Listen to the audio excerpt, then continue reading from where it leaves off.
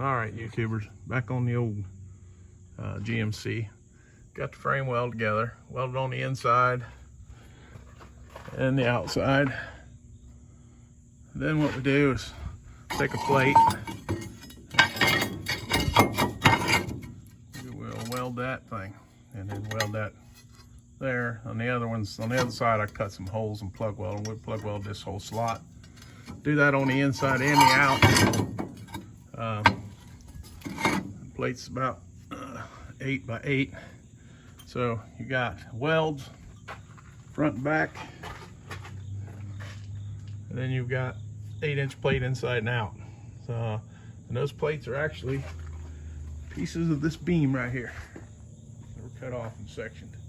So they're heavier than the frame. But anyway, that's what it looks like when it's done.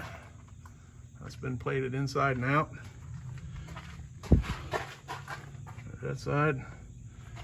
So I don't think you're going to break the frame. If you do, you'll break it somewhere else, or you'll probably do so much damage to the truck that the frame's not going to matter. But that's where we're at. Just fooling around. It's turned into a pretty nice day here. So try and get a little bit of something done. While I got this up on the lift, I'm going to probably pull them tires off of there and see if we can get some air in the ones that are probably safe. The ones that are on those wheels that the valve cords are screwed up on. I don't even know if you can see them from back here. Let's see. Yeah, there it is. If you can see in there, I don't know. Anyway, the valve cords right in there at the tip of my finger. There's no way you could air that tire up. So we'll take them off anyway. Maybe blow the inners up and see what we can do with it. But just trying to get a little something done. Got commitments later on today, like always. But like I was saying in the other video, there's a big sway bar. All these trucks, most of them 2-wheel drive, had a big towing package. That sway bar is part of it. And it's going to be taken off of there for the 4-wheel drive part. It's not a good idea. But looking at these, I don't know if those are savable or not. Those are long enough. You can add quite a bit of spring to it and not have to buy U-bolts.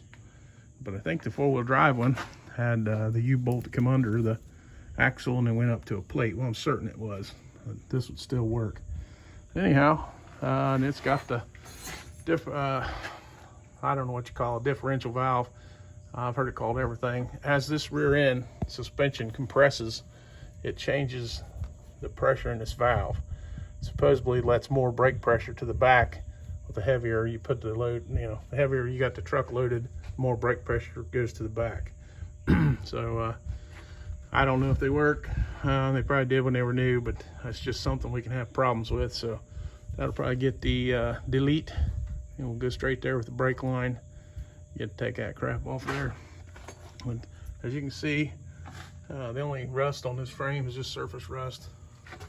The paint's still on most of it. But anyway, I'm gonna keep on working on it, trying to get something done here. Trying to finish this welding up today, and we'll move on to something else. So thanks for watching, and like and subscribe.